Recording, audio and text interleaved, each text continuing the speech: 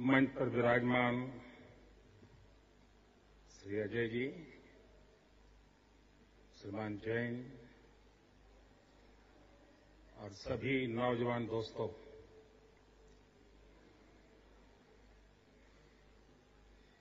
मैं गुजरात की धरती से आ रहा हूं, महात्मा गांधी की भूमि से आ रहा हूं और मैं सरदार पटेल की भूमि से आ रहा हूं।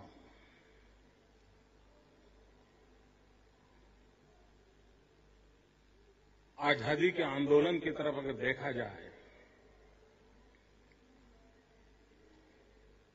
तो देश की आजादी के आंदोलन को दो मुख्य धाराओं ने प्रभावित किया था। एक, महात्मा गांधी के नेतृत्व में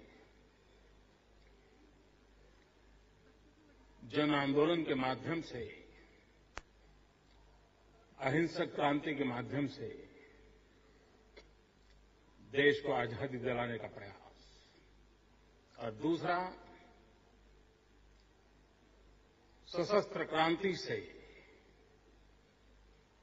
देश को आजादी दिलाने का प्रयास।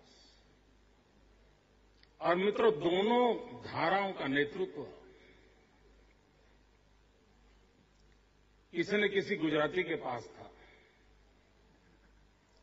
श्याम जी कृष्ण वर्मा थे, जो क्रांति गुरु माने जाते थे, जिन्होंने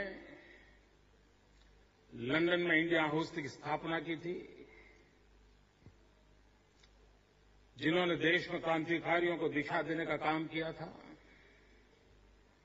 और महात्मा गांधी भी गुजरात से थे, जिन्होंने देश को आजादी दिलाई थी। मित्रों, अनेक महापुरुषों ने त्याग किया, तपस्या की, जीवन खपा दिया, जवानी जेल में बिता दी ताकि देश को स्वराज्य मिले। और इन लोगों के लगातार प्रयासों के कारण आखिर तो वो सपना साकार हुआ, हमें स्वराज्य मिला। लेकिन स्वराज्य के बाद 6 दशक से भी ज्यादा समय हो चुका है, लेकिन देश स्वराज्य के लिए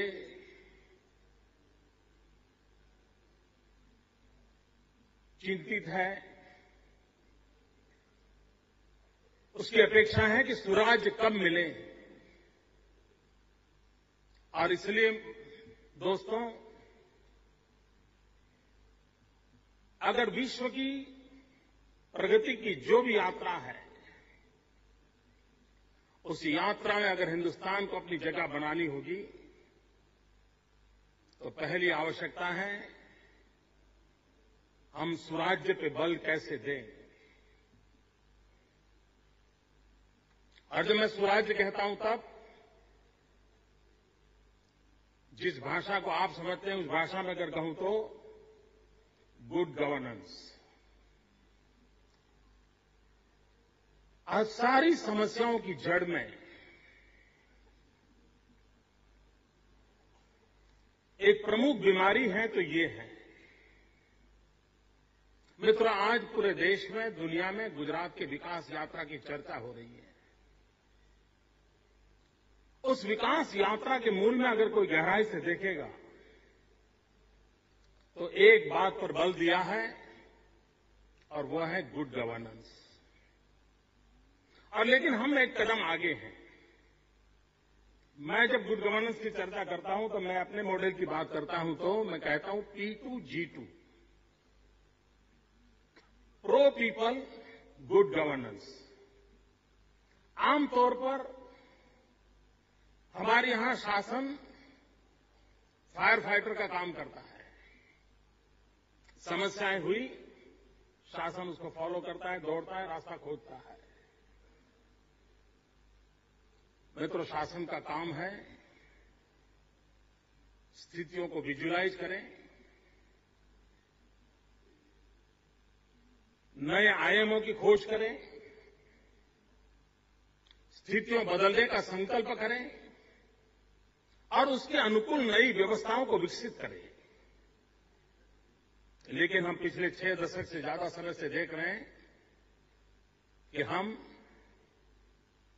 उन कामों को करने में विफल हुए हैं और उसका नतीजा ये हुआ है कि आज देश के अंदर एक निराशा का माहौल है। देश निराशा की गर्त में डूब चुका है। हर किसी को लगता है यार छोड़ो, क्या होना है, सब चोर है, सब बेकार है। पता नहीं यार ईश्वर की क्या इच्छा थी हमको इस देश में पैदा किया। नहीं, मैं तो यार पढ़ाई पूरी करके भागना चाहता हूं, जाना चाहता हूं, कहीं कुछ कैरियर के लिए सोच रहा है। यह आवाज सब दूर सुनाई दे रही है। मित्रों, लेकिन मेरी सोच अलग है। मेरे गुजरात के मेरा एक चौथा टर्म है जब मुख्यमंत्री के नाते मैं कार्य कर रहा हूं और मैं अनुभव के आधार पर कह रहा हूं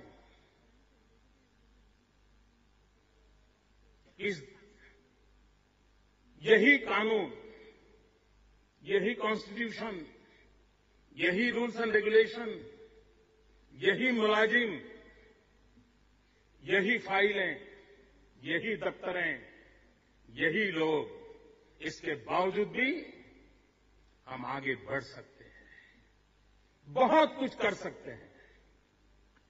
और मैं गुजरात के उदाहरण के आधार पर कह सकता हूं।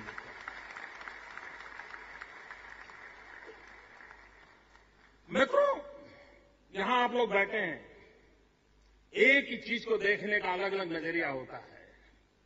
मान लीजिए मैं आपको दिखाऊं तो आप में से जो आशावादी होंगे वो कहेंगे आधा ग्लास भरा हुआ है, जो निराशावादी हैं वो कहेंगे आधा ग्लास खाली है। मित्रों, मैं ये 2 रास्तों से एक अलग रास्ते का इंसान हूं। मेरी तीसरी सोच है और मेरी सोच ये है, ये ग्लास भरा हुआ है, आधा पानी से, आधा हवा से।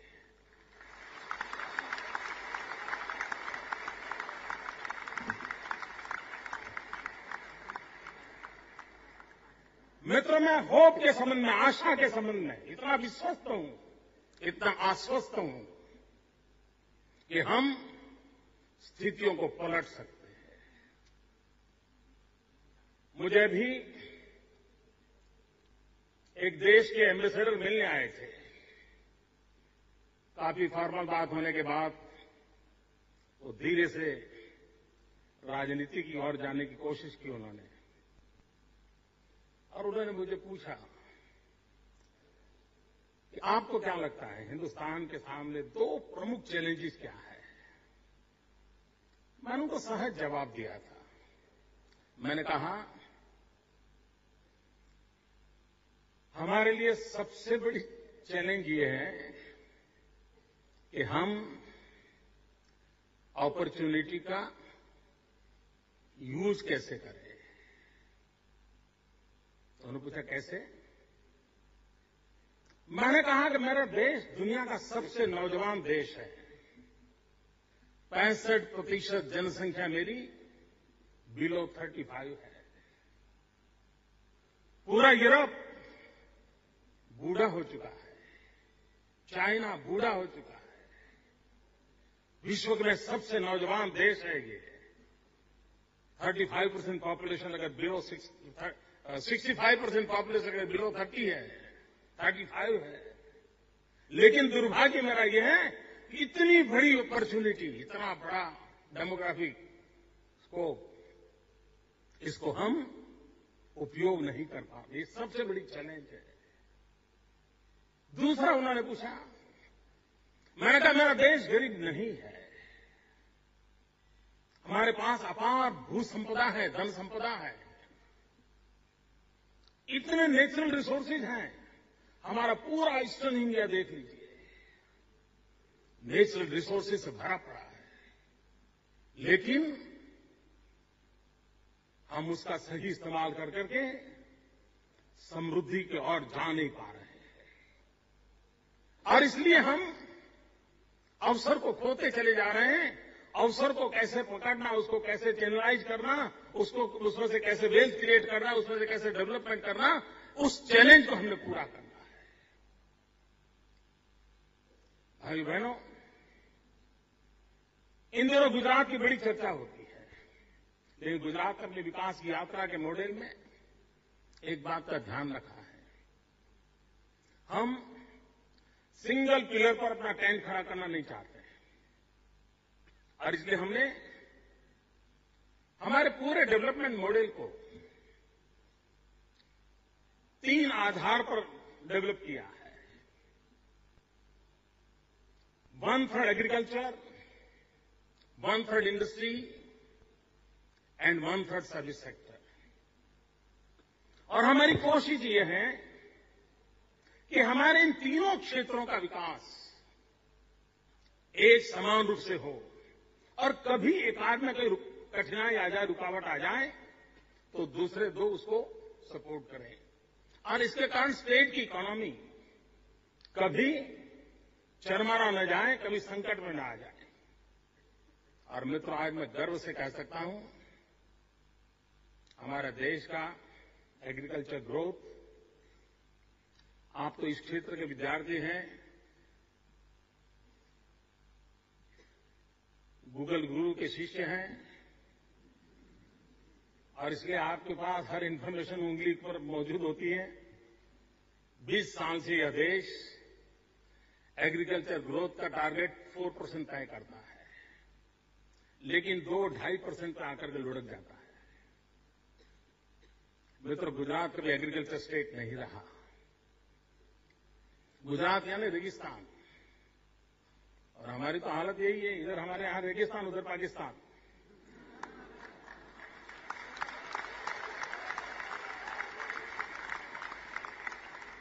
बारिश पर हमारी सारी दुनिया डिपेंडेंट है। उसके बावजूद भी मित्रों, जो राज्य 7 year out of 10 years water scarcity से गुजारता था, आज वो राज्य पिछले दशक में 10% प्लस एग्रीकल्चर ग्रोथ कर करके एक नया इतिहास रचा है।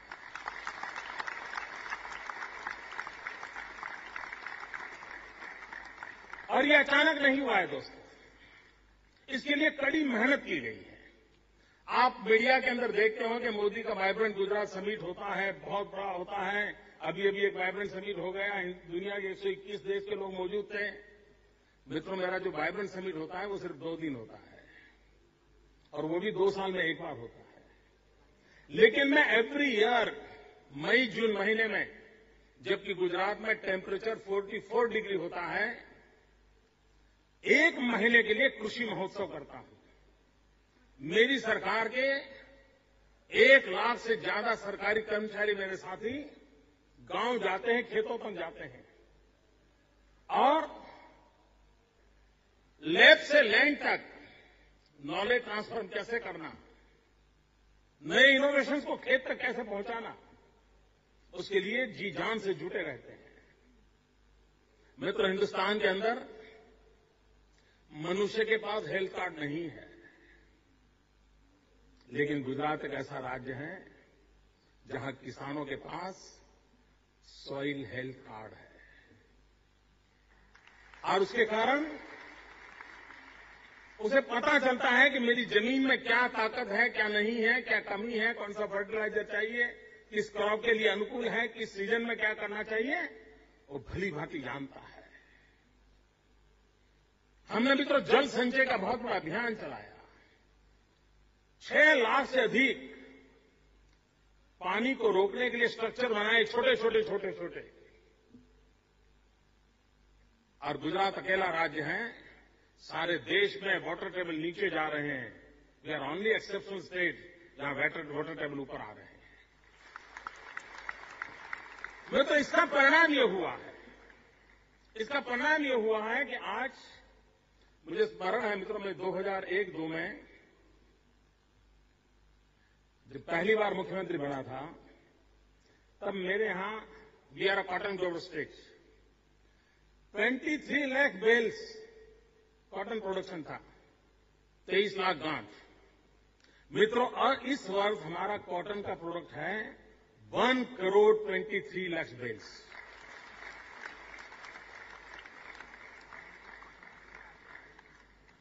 लेकिन अगर हम वहीं अटक जाएंगे तो मित्रों, एक स्थिति ऐसी बन जाएगी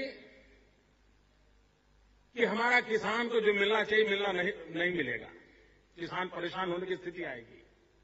तो नेक्स्ट स्टेप ये होना चाहिए कि वैल्यू एडिशन कैसे करें, और वैल्यू एडिशन की दिशा पर हमने बल देने का प्रयास किया है। मित्रों, एक अभी हम टेक्सटाइल पॉलिसी लाए हैं, और मेरा टेक्सटाइल पॉलिसी का मेरा मतलब यह है कि मैं नहीं चाहता हूं कि मेरा कॉटन ग्रोवर अपना कॉटन बेचने के लिए दर दर भटकता रहे। और इसलिए मेरी एक 5 फॉर्मूला है, farm to fibre, fibre to fabric, fabric to fashion, fashion to foreign. जहां कॉटन होगा वहीं धागा बनेगा, जहां धागा है वहीं कपड़ा बनेगा, जहां कपड़ा है वहीं रेडीमेड गारमेंट बनेगा, और वहीं से उसको दुनिया में एक्सपोर्ट करूंगा और मेरे किसान की इनकम बढ़ेगी। और इसलिए मित्रों, जब तक हम इंटीग्रेटेड अप्रोच नहीं लेते हैं, अब ये वो इंडस्ट्रियल रिवॉल्यूशन की दिशा में मैं जा रहा हूं जो मेरे किसान को मजबूत करेगा, मेरे किसान की ताकत को बढ़ाएगा, और हम उस दिशा में काम कर रहे हैं। और आज मेरे राज्य की इकोनॉमी में 1/3 हिस्सा एग्रीकल्चर के द्वारा हो रहा है। मित्र, एग्रीकल्चर के साथ जुड़ा हुआ है एनिमल हस्बेंड्री। मित्रों, यहां बैठा हुआ कोई भी नौजवान, कोई दोस्त ऐसा नहीं होगा जिसको अगर चाय पीने की आदत हो और चाय में दूध गुजरात का न हो। आप दिल्ली वाले जो दूध पीते हैं वो गुजरात से आता है। मित्र, आज यूरोप में जाओ और कभी भिंडी की सब्जी खाओगे तो विश्वास करना, वो भिंडी की सब्जी गुजरात से आई है। आप सिंगापुर जाइए, दूध मांगेंगे, मैं मित्र विश्वास से कहता हूं वो दूध गुजरात से आया है। आप अफगानिस्तान जाएं और टमाटर खाएं तो लिख लेना वो टमाटर गुजरात से आया है।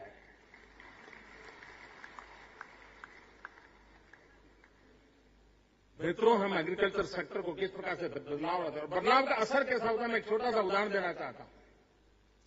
महाराष्ट्र की सीमा पर, भाई कोई समय सीमा का, भाई आप लोगों पर भरोसे हैं।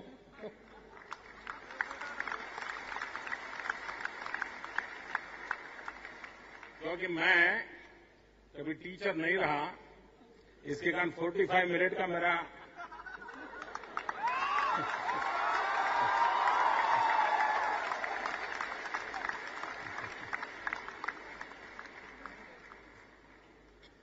क्योंकि टीचर के कंप्यूटर में वो चीप होता है, 45 मिनट का प्रोग्रामिंग होता है। मतलब हमारे यहां महाराष्ट्र से सटा हुआ एक ट्रैवल बेल्ट है। उस ट्रैवल बेल्ट के कुछ किसान मुझे एक बार मिलने आए। मैं बहुत साल पहले, जबकि राजनीति में नहीं था, तो ट्रैवल बेल्ट पे काफी काम करता, तो मैं उस इलाके से परिचित था। उन्होंने कहा, साहब हमारे यहाँ कुछ रोड्स का करिए आप। मैंने कहा, भाई तुम्हारे यहाँ तो रोड बहुत अच्छे हैं, पक्का डामर की सड़क है, क्या चाहिए तुम्हें? और मैंने कहा 2 लेन रोड है। नहीं, बोले साहब रोड तो है, अच्छे रोड है, लेकिन हमारी कुछ कठिनाइयां हैं और हमें थोड़ा इंप्रूवमेंट चाहिए। मैंने कहा, क्या यार, क्या करोगे वहां जंगलों में? तो बोले, अब हम फिनलैंड के साथ एग्रीमेंट किया है और हम बनाना की खेती करते हैं और हमारा बनाना एक्सपोर्ट होता है। लेकिन ट्रक में जब बनाना लेकर के जाते हैं तो आज जो रोड है वो बीच बीच में कहीं इस प्रकार का झट आता है, तो हमारे 20% बनानास दब जाते हैं, और इसलिए हमें पेवर रोड चाहिए। मित्रों, दिल्ली के भी सभी इलाके में पेवर रोड नहीं होगा। देखिए, हमारे देश के नागरिक की सोच देखिए, उसका दम देखिए, ट्राइबल की सोच देखिए। वो कहता है कि दुनिया के बाजार में मुझे बनाना पहुंचाना है, मेरे बनाना को कोई डैमेज न हो, इसलिए मुझे पेवर रोड की जरूरत है। मित्रों, ये एस्पिरेशन मेरे देश के नागरिकों के अंदर हो तो इस देश का भविष्य उज्जवल है। मैं साफ देखता हूं मित्रों।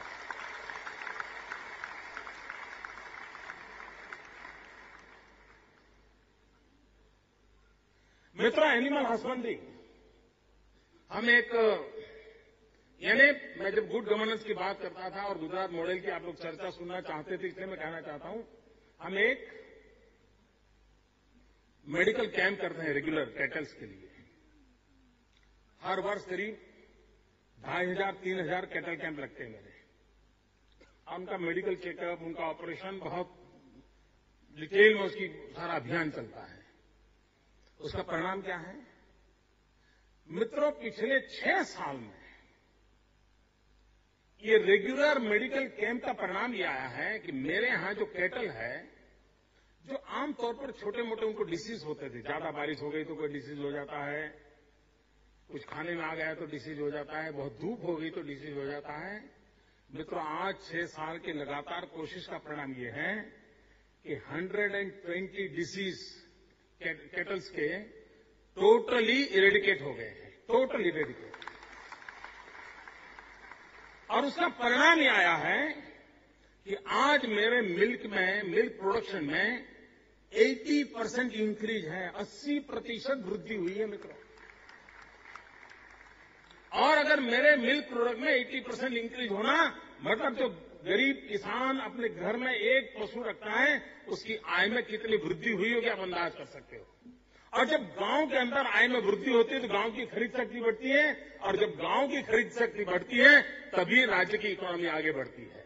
और इसलिए हमारी कोशिश है उसकी परचेजिंग पावर कैसे बढ़े, उसका परचेजिंग पावर कैसे बढ़े, और उस पर हम बल दे रहे हैं। और परचेजिंग पावर तब नहीं बढ़ता है जब तक कि हमारा इकोनॉमिकल डेवलपमेंट, हमारा ग्रोथ का चार्ट सस्टेन नहीं करता है। अगर वो लचीला है, ऊपर नीचे होता है तो स्थिति पर नहीं आती है। कंसिस्टेंसी होनी चाहिए और लगातार ऊपर उठना चाहिए, और इसको हम लगातार 10 साल से मॉनिटर करके कर रहे हैं। मित्रों, सर्विस सेक्टर में हम गुजरात के लोग उतने आगे नहीं थे। सर्विस सेक्टर का एक सबसे बड़ा क्षेत्र होता है हॉस्पिटैलिटी सेक्टर, सबसे बड़ा सेक्टर होता है tourism. Gujarati are best tourist. आप दुनिया में कहीं पर भी जाओ साहब, वो आपको मिलेगा ही मिलेगा। और 5 स्टार होटल में भी डिब्बा खोल करके थेपला निकाल करके खाता नजर आएगा।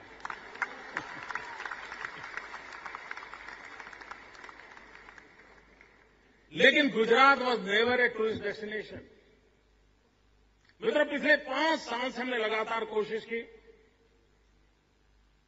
और आज हिंदुस्तान का टूरिज्म ग्रोथ है, उससे पिछले 3 साल का गुजरात का टूरिज्म ग्रोथ डबल है।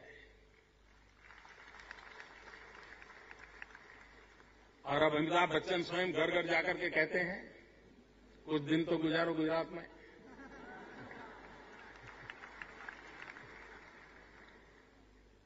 और मुझे विश्वास है आप लोग जरूर कभी न कभी आओगे, और हो सकता है रहने का पसंद करोगे। तो मित्रों, सर्विस सेक्टर में भी हमने काफी बल दिया है और उसका एक परिणाम आया है। मित्रों, एक एजुकेशन का क्षेत्र देख लीजिए। जब 2001-2 का काल था तब मेरे गुजरात में 11 यूनिवर्सिटीज थी। Today we have 42 universities.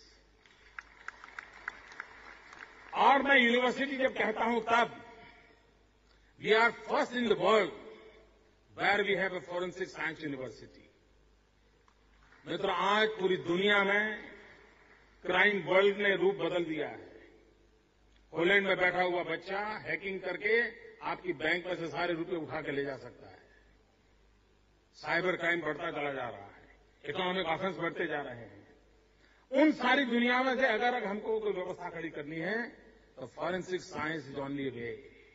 और दुनिया में कहीं पर भी फॉरेंसिक साइंस यूनिवर्सिटी नहीं है। We are the first in the world.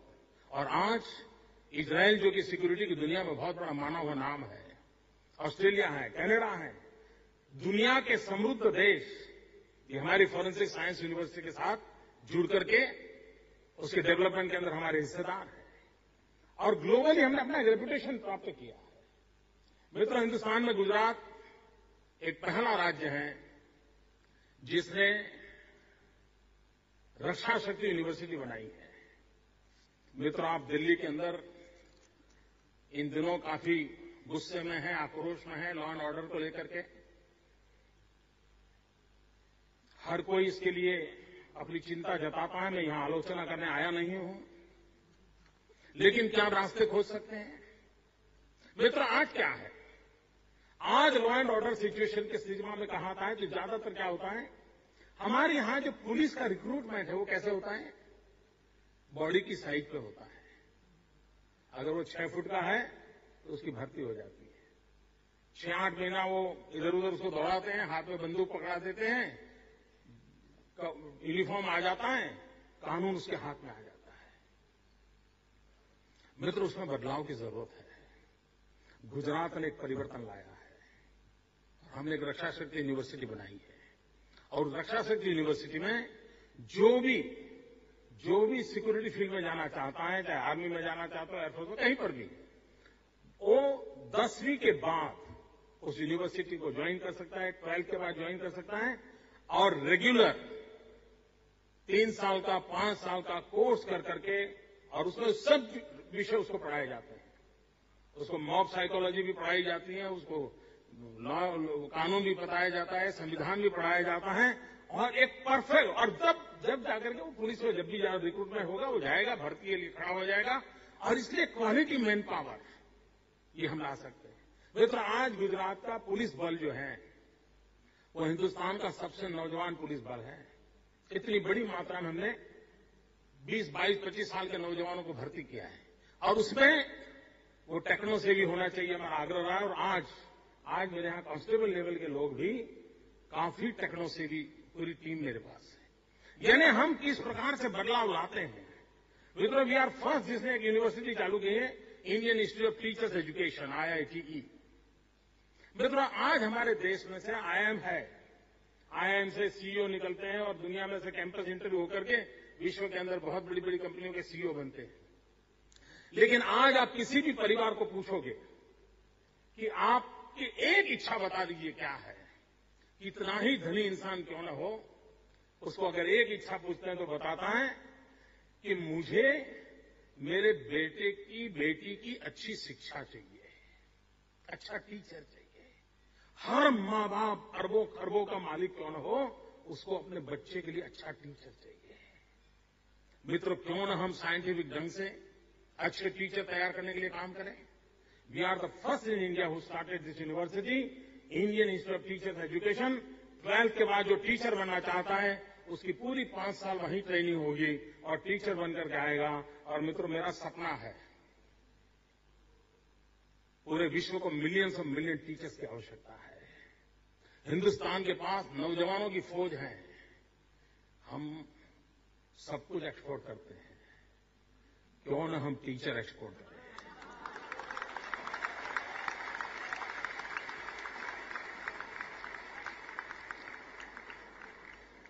और मित्रों, मैं साफ कहता हूं, एक व्यापारी जाता है दुनिया के देश में, कोई माल एक्सपोर्ट करता है या व्यापार करता है तो वो डॉलर और पाउंड पर कब्जा करता है।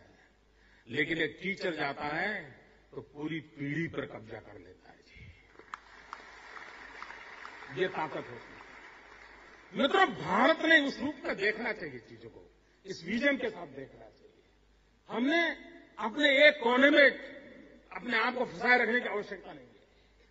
उसी प्रकार से मित्रों, दूसरा है हमारा इंडस्ट्रियल डेवलपमेंट। इंडस्ट्रियल डेवलपमेंट के सेक्टर में ये बात सही है मित्रों कि हम इसलिए पिछड़ रहे हैं कि हमने टेक्नोलॉजी अपग्रेडेशन में ध्यान नहीं दिया। मित्रों, एक समय था गुजरात में अहमदाबाद मैनचेस्टर ऑफ इंडिया कहलाता था। कपड़े की मिलें इतनी बड़ी मात्रा में थी, जहां भी देखो आपको कपड़ों की मिलों की बहुत बड़ी बड़ी चिमनियां दिखती थी। वो पूरा उद्योग नष्ट हो गया आज से 30-40 साल पहले। कारण क्या? क्या लोगों को कपड़ों की जरूरत नहीं थी क्या?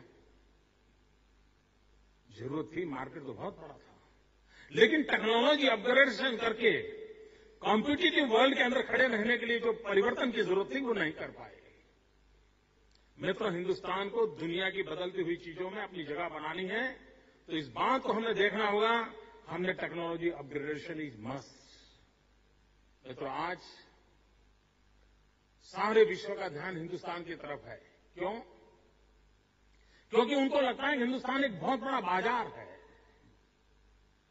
सारे विश्व को लगता है कि यहां पर हम हमारी चीजें डंप कर सकते हैं, हम हिंदुस्तान के अंदर बड़े आसानी से माल बेच सकते हैं। मित्रों, समय की मांग है कि हम तय करें कि हम पूरे विश्व को बाजार बनाएंगे और हम मैन्युफैक्चरिंग सेक्टर में लीड करके दुनिया के बाजार में हमारा माल डंप करेंगे।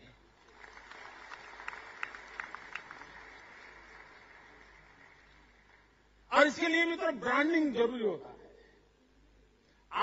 आपको मित्रों, आपने शायद आपके वो नसीब आया नहीं, लेकिन हम जिस आयु के हैं, अजय और हम जब छोटे थे तो बाजार में मेड इन जापान सुनते ही अच्छा हो, ले लिया।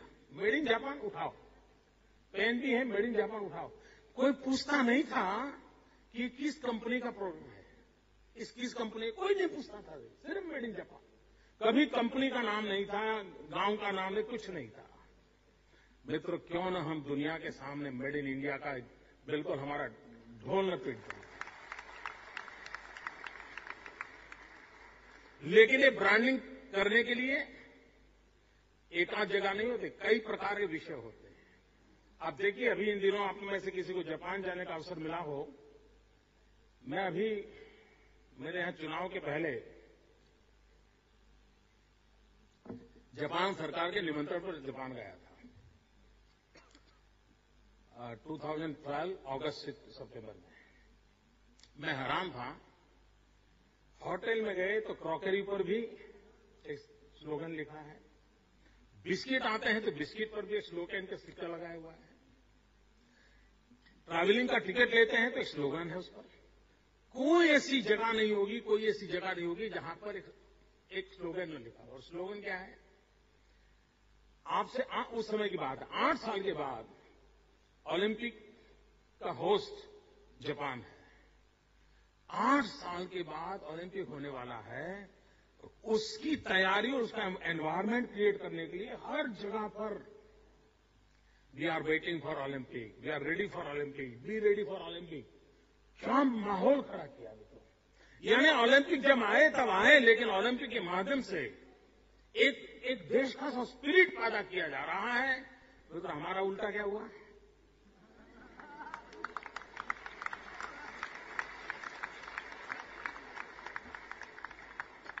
मित्रों, दुनिया इन अवसरों को किस प्रकार से उठाती है? जिन लोगों ने साउथ कोरिया के डेवलपमेंट का स्टडी किया होगा, और मैं मानता हूं मित्रों, हिंदुस्तान के और आप जिस फील्ड में पढ़ते हैं, आप लोगों से मैं आग्रह करूंगा कि आप समय लेकर के साउथ कोरिया के डेवलपमेंट के पूरे स्फीयर को स्टडी करने जैसे। मित्रों, हमारे बाप जिसको आजादी मिली, ऐसा देश, थर्ड वर्ल्ड कंट्री में भी सबसे नीचे का देश, उसने दुनिया में ओलंपिक को होस्ट किया था। और मित्रों, साउथ कोरिया ने जब ओलंपिक को होस्ट किया, सारी दुनिया की आंखें फट गई थी। और वो टर्निंग पॉइंट था। सारे विश्व ने साउथ कोरिया के लोहे को स्वीकार कर लिया, तो इतनी ताकत को स्वीकार कर लिया, और बाकी सब चीजें आराम से दुनिया के अंदर प्रवेश कर गई। मित्रों, हमारे यहां कॉमनवेल्थ हुआ। क्यों किया? करने वालों को मालूम नहीं।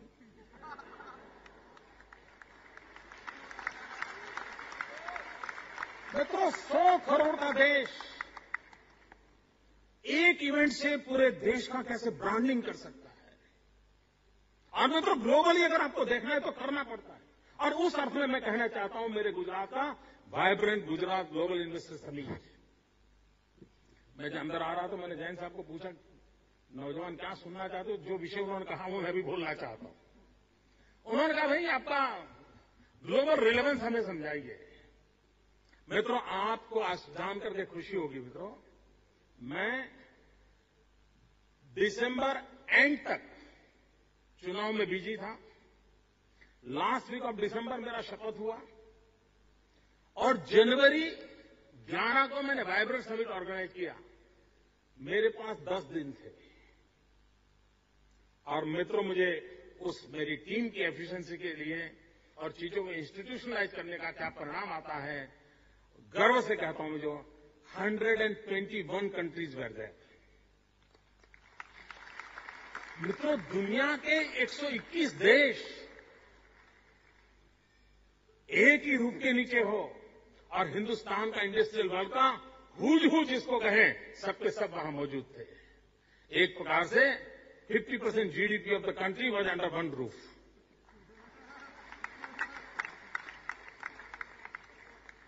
ये दृश्य जब दुनिया देखती है तो उनको विश्वास होता है, उनको भरोसा होता है, हाँ भाई यहां मेटल है, दम है, हम इनके साथ जुड़ सकते हैं। और एक बार हमारा प्रभाव चल पड़ता है फिर कोई रोकने वाला नहीं होता है। तो आज ये बेनिफिट गुजरात को मिल रहा है और गुजरात हिंदुस्तान का एक वो इलाका है जो हिंदुस्तान की सेवा कर रहा है।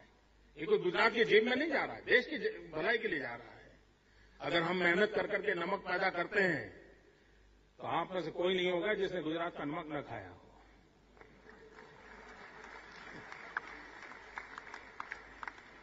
तो काम भले ही होता हो, फायदा पूरे देश को होता है। और वैसे भी हमारा मंत्र है भारत के विकास के लिए गुजरात का विकास, और उसी तर्ज पर हम काम कर रहे हैं।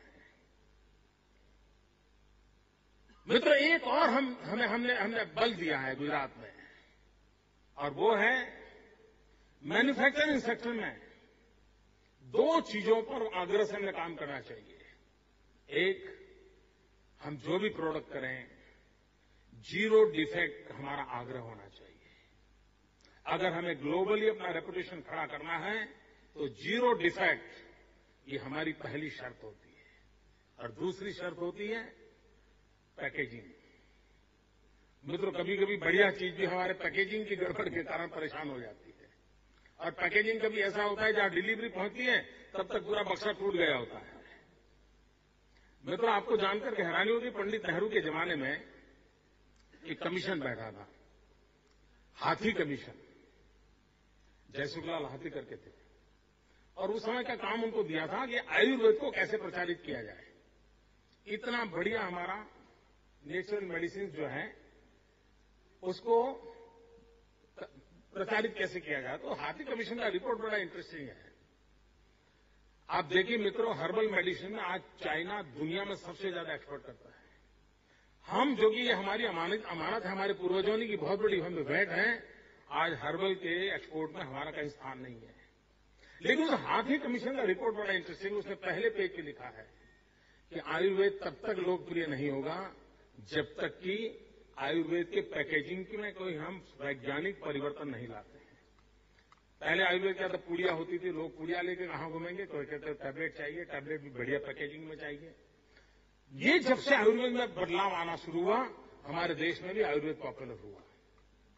मित्रों, हमें पूरे विश्व की जो एक कंज्यूमर की साइकी है, एक बायर की साइकी है, उस साइकी को स्टडी कर करके हमने हमारे मैन्युफैक्चरिंग वर्ल्ड को डेवलप करना पड़ेगा। और एक बार हमने अपना रुतबा जमा दिया तो मित्रों, मैं मानता हूं सारी दुनिया हमारे तरफ आकर्षित होने की पूरी संभावनाएं पड़ी है और उसको लेकर के हम आगे बढ़ सकते हैं। भाइयों बहनों, ये वर्ष स्वामी विवेकानंद जी की 150वीं जयंती का वर्ष को पूरा देश मना रहा है। गुजरात सरकार भी विवेकानंद जी के 150 वर्ष की जयंती मना रहा है। हमने इसे युवा वर्ष के रूप में घोषित किया है।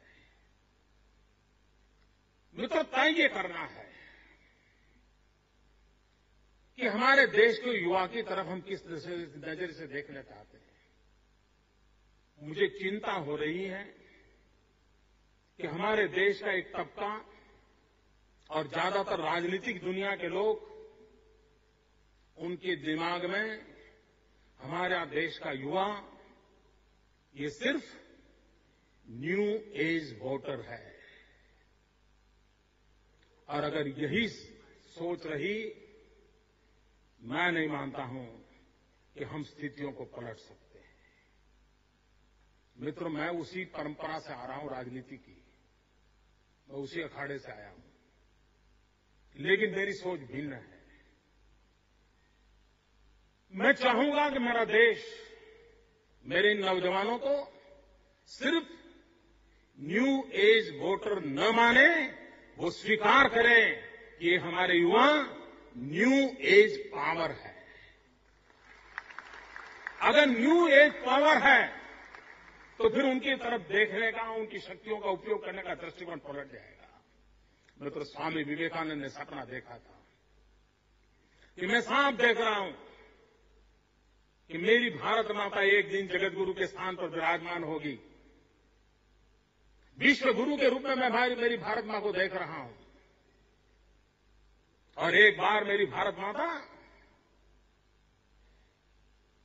पूरी शक्ति के साथ, समृद्धि के साथ, सामर्थ्य के साथ विश्व के अंदर नेतृत्व करती होगी।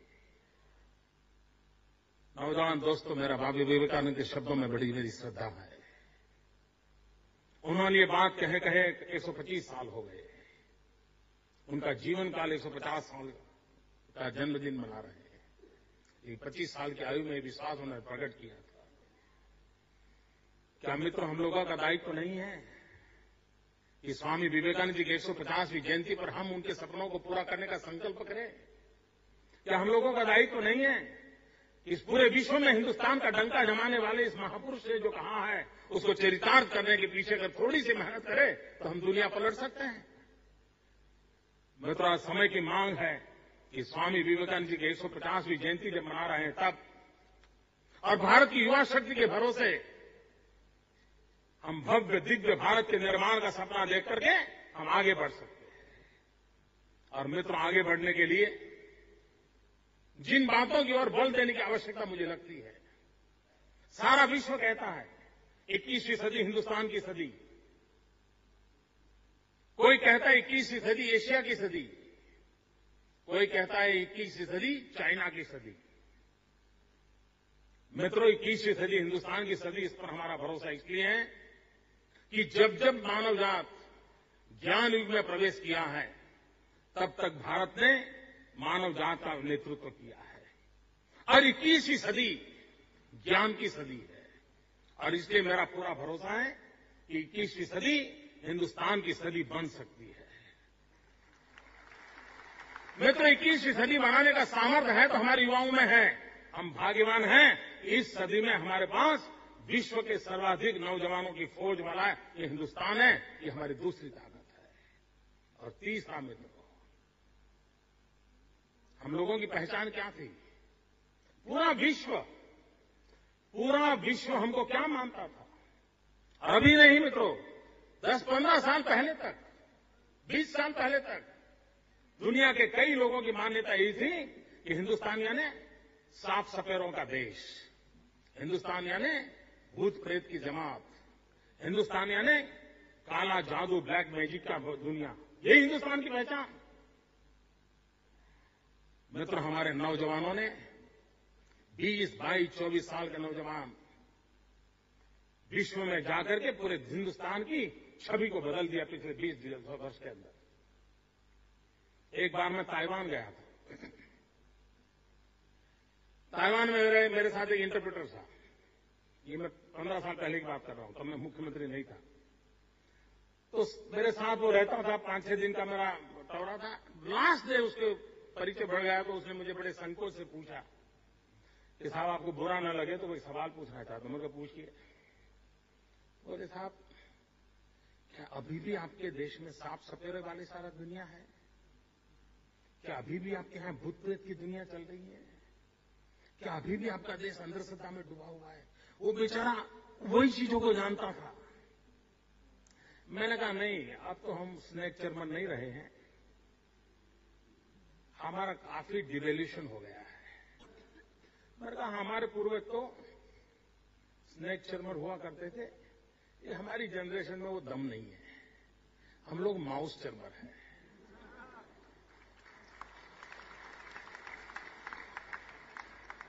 और मित्रों, आज मेरे हिंदुस्तान का नौजवान कंप्यूटर के माउस पर हाथ रख करके पूरी दुनिया को डुलाने की ताकत रखता है। ये ताकत मेरे देश में है, ये ताकत मेरे देश के नौजवान में है। मित्रों, पूरी उंगली के भरोसे पूरे विश्व के अंदर हिंदुस्तान की पहचान बनाने का काम ये मेरे देश के 20-22 साल के नौजवानों ने किया है, कि देश के किसी नेता ने नहीं किया है।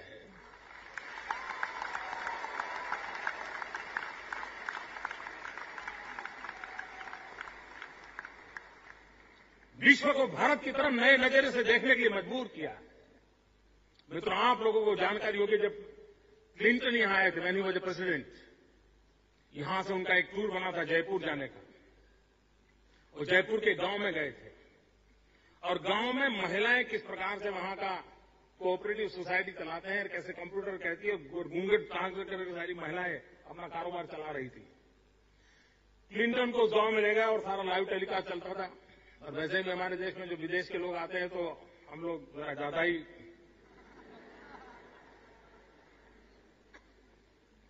बड़ा सिक्योरिटी का इंतजाम था।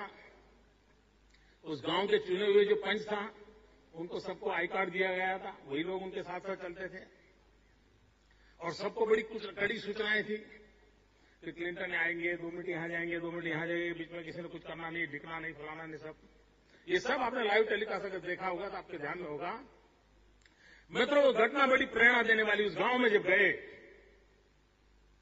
उन्होंने उस गांव को सारा देखा, उन महिलाओं को कंप्यूटर के ऊपर अपना हिसाब किताब करते देखा, घूंघट ओढ़ा हुआ था। एक वहां का पंच, दलित मां के बेटा, पंचायत में चुना हुआ एक व्यक्ति, वो लपक करके क्लिंटन के पास पहुंच गया। गांव वाले बड़े नाराज हो गए, ये वहां क्या पहुंच गया, भाई क्या बात करेगा, इसको तो अंग्रेजी तो आती नहीं है और ये गांव की इज्जत खराब कर देगा। और ये जाकर के क्लिंटन के साथ आंख में आंख मिलाकर के बोलने लगा। सारे लोग गांव के थे, उनके आंख कान खड़े हो गए कि क्या क्या। लोगों को लगे यार शायद वीजा मांगता होगा।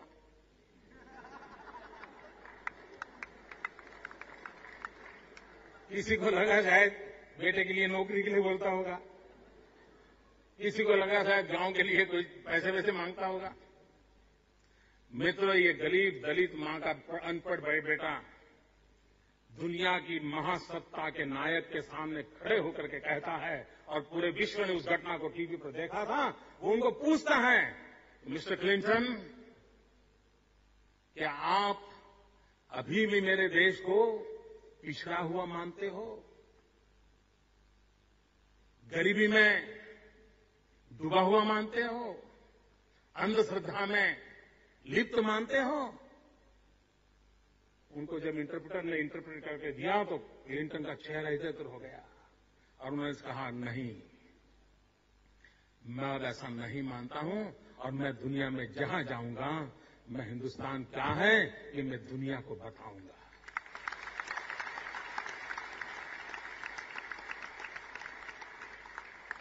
मित्रों, हमारे नौजवानों में सामर्थ्य है। मित्रों, हमारी चमड़ी का रंग कुछ भी हो, हम दुनिया से कम नहीं है। ये आत्मविश्वास की आवश्यकता है और विश्व के सामने आंख में आंख मिलाकर के काम करने की आवश्यकता है। मित्रों, 3 चीजों पर बल देने का मेरा मत रहता है। अगर हमने 21वीं सदी में चाइना के साथ कंपटीशन करनी है, अगर हमने 21वीं सदी की इस अपॉर्चुनिटी को कब्जा करना है और दुनिया में पूरी ताकत के साथ खड़े होना है, तो मित्रों मेरा मत है कि हमने बल देना पड़ेगा स्किल डेवलपमेंट पर।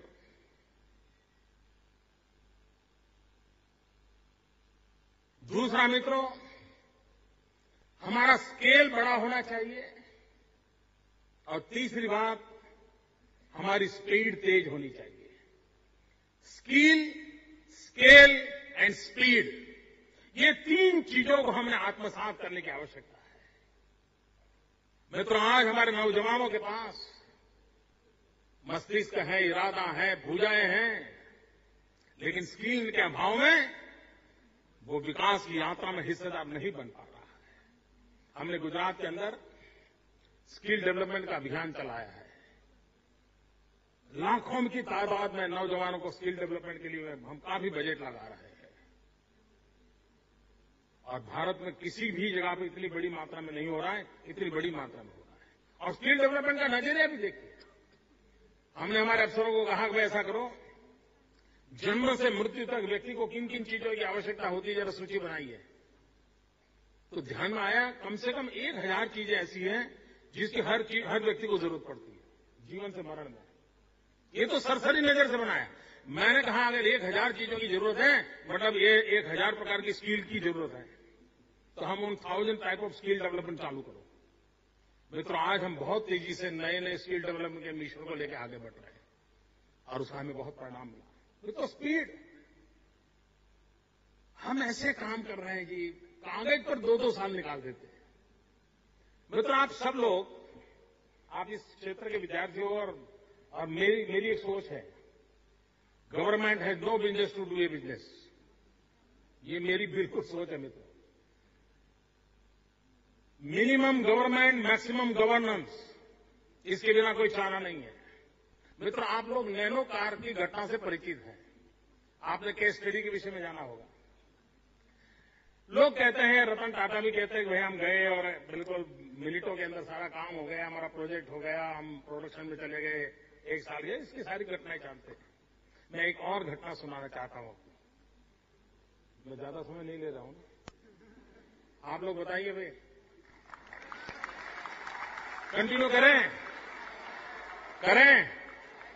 पक्का? मित्रों, एक दिन मेरे ऑफिस में एक नौजवान आया। बड़ा प्रेजेंटेबल भी नहीं था, कम्युनिकेशन भी बड़ा वीक था, और ओरिजिनली वो इंडियन था, लेकिन उसका जन्म अफ्रीका में हुआ था और बाद में वो कनाडा शिफ्ट कर गया था और वहीं पर वो डेवलप हुआ था। वो ओरिजिनल गुजराती था। वो मुझे मिलने आया। 5-6 मिनट वो अपनी बात बता रहा था, लेकिन मुझे कुछ जम नहीं रहा था, हमारा केमिस्ट्री मैच नहीं हो रही थी। मुझे लगा ये मेरा समय बर्बाद कर रहा है। मैं बिल्कुल सही बात बता देता हूं दोस्तों, आपके सामने झूठ क्या बोलना। तो हमारी केमिस्ट्री मैच नहीं हो रही थी। तो मैंने कहा भाई ये जल्दी जाए तो अच्छा, मुझे बहुत काम है।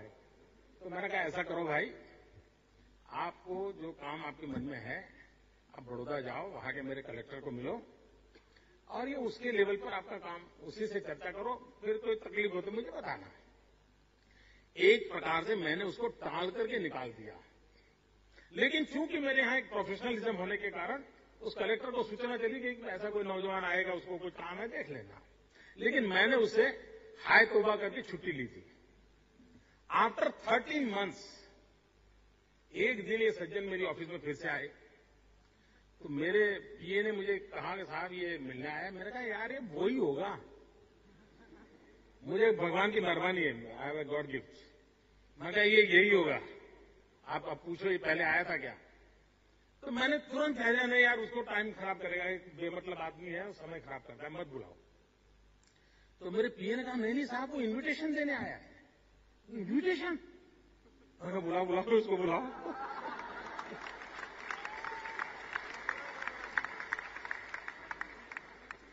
तो कह रहा है साहब मैं आपको मिला था, अब हमारी फैक्ट्री बन गई है, आपको उद्घाटन के लिए इनवाइट करने आया हूं। मित्रों, मैं हैरान था। जो व्यक्ति मुझे मिला और मुझे कुछ दम नहीं लगा था, वो मुझे कह रहा है कि मेरी फैक्ट्री बन गया। मैं उस पर इतना प्रभावी हो गया, मुझे इतना मेरे मन पे इंप्रेशन हो गया उसका। मैंने कहा दोस्त मैं तेरी फैक्ट्री को उधार लिए पक्का आऊंगा। मैं गया तो मैंने वादा किया मैं आऊंगा। तो उसने मुझे कहा साहब फिर से 6 महीने के बाद दोबारा आना पड़ेगा आपको। मैंने कहा क्यों? अभी तो बोले फैक्ट्री का उद्घाटन है, 6 महीने के बाद हमारी फर्स्ट प्रोडक्ट हम लॉन्च करेंगे, तो उस फर्स्ट प्रोडक्ट लॉन्च करें तब भी आपको आना है। मैंने कहा यार 2 बार एक कंपनी में मेरा जाना तो क्या मतलब है, तुम अब ठीक है कर रहे हो तो मैं आ जाऊंगा। मेरे नौजवान मित्रों, आपको जानकर के आश्चर्य होगा, एक व्यक्ति जो मुझे पहली बार मिलता है वो 13 महीने के बाद मुझे अपनी फैक्ट्री के उद्घाटन के लिए इनवाइट करने आता है और 6 महीने के बाद प्रोडक्ट लॉन्च करने का वादा करने आता है। और मैं उद्घाटन करके आया, फिर 6 महीने के बाद दोबारा गया और मित्रों मैंने प्रोडक्ट क्या लॉन्च की? आप दिल्ली में जिसके लिए गर्व करते हो उस मेट्रो ट्रेन का कोच मैंने भेजा था।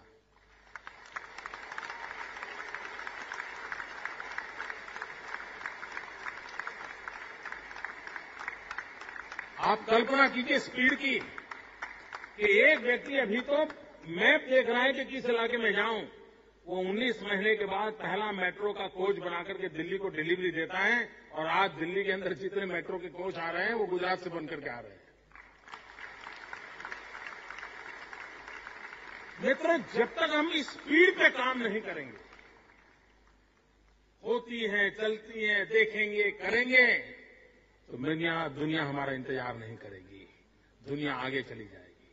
और इसलिए हमारी पूरी शासन व्यवस्था में, हमारी सोच में इन चीजों को बदलाव लाना पड़ेगा। और स्केल भी मित्रों छोटे स्केल पे काम नहीं हो पाएगी, बहुत बड़े स्केल पे काम करना चाहिए।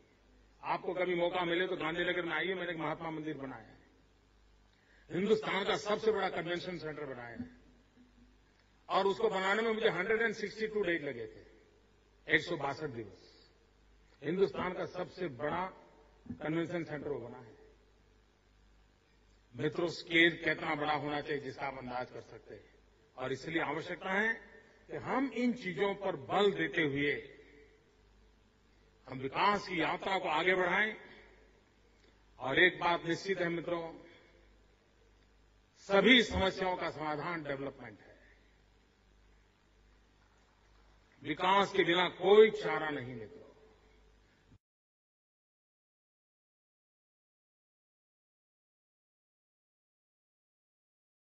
अगर देश की राजनीति भी डेवलपमेंट के धुरा पर अगर चलेगी तो इस देश में बहुत बड़े बदलाव आ सकते हैं। मित्रों, मैं फिर से कहता हूं, मैं उन इंसानों में हूं जिसको ये ग्लास पूरा भरा हुआ दिखता है। आधा पानी से है, आधा हवा से है। मैं उस आशावादी इंसानों में से हूं। और इसलिए मैं साफ देख रहा हूं, जो सपना स्वामी विवेकानंद जी ने देखा था, वो सपना जरूर साकार होगा। इसी नौजवान पीढ़ी के माध्यम से होगा और फिर एक बार ये भारत माता जगत गुरु के स्थान पर विराजमान होगी। आप सबके बीच आने का मुझे मौका मिला, सब नौजवानों से बात करने का अवसर मिला। मैं आपका बहुत बहुत आभारी हूं। धन्यवाद।